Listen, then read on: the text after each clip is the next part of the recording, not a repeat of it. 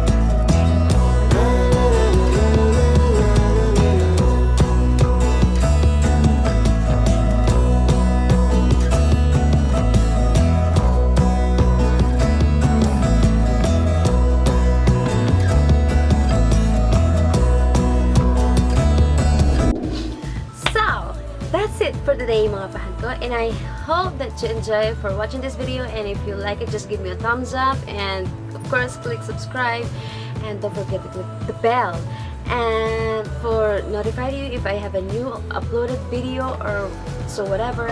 Before I end this video, and also before I forget, this is my second time using this APRILSKIN Turn Up Color. Before I use a Turn Up Color treatment, and it was a color red.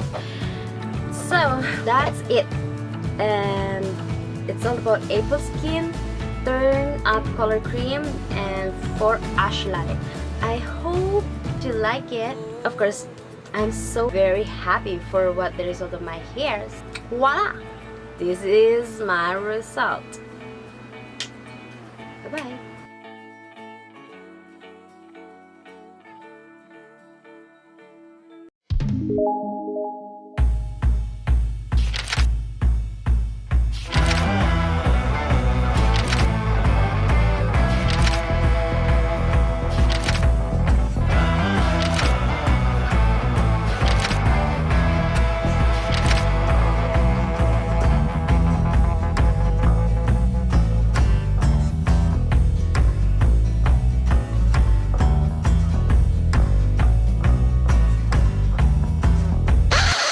By the way, ito, FX lang to.